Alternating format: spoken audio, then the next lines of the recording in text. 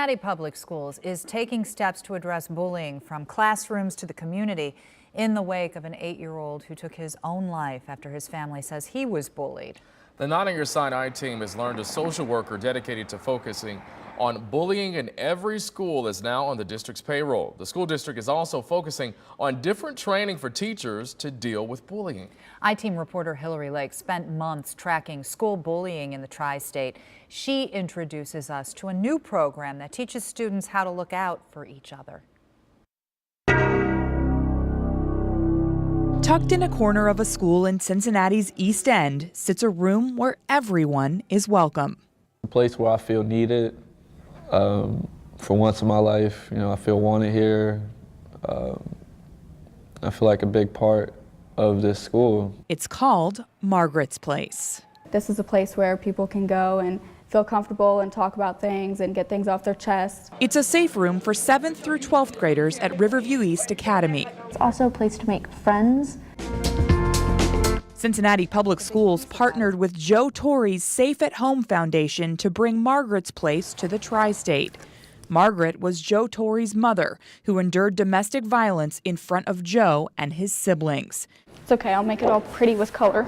It's the only room of its kind in Ohio. It really takes a lot for a child just to come, walk through a door and just sit down and kind of tell their life story without even knowing exactly who they're talking to. School therapist Cameron Gardner provides free individual and group counseling to students. This is my job, is to work with these children. I don't have any other priorities that I need to be doing. It's even if I'm typing a note, I'll stop and they know that they have my time. Students who use the room often deal with heavy issues that some adults might not even realize burden a child. They're issues that could lead some students to bully or be more vulnerable to being bullied. Kids with depression, kids that self-harm, kids that simply just have ADHD, or kids that are having trouble making friends. Jamie Erskine, Giovanni Wright, and Emery Blouser Holt are all regular visitors. I had a very abusive stepmother who broke down my self-esteem, made me feel like a lot of self-loathing towards myself and feel unwanted, and I couldn't trust people. I was bullied through elementary, and that got really bad. They're also peer leaders, shoulders for other students to lean on, who also teach their schoolmates it's okay to talk about problems and how to de-escalate potential bullying situations. We go into classrooms when we can, and we talk to the kids, and I can tell on some of their faces that it kind of registers with them. Key lessons at Margaret's Place are respect and confidentiality. Jamie also wants her schoolmates to remember. Never feel like you're alone. That's a big thing. Emery tells me Margaret's Place is making a difference in the school's culture.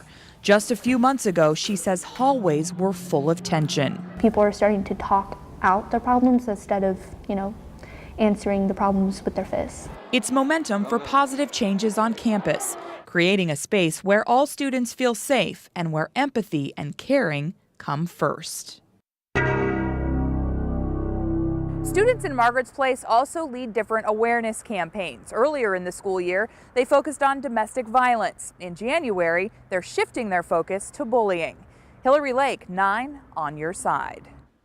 Now, Hillary mentioned Margaret's Place in Cincinnati as the only location in Ohio, but there are 14 other programs set up nationwide.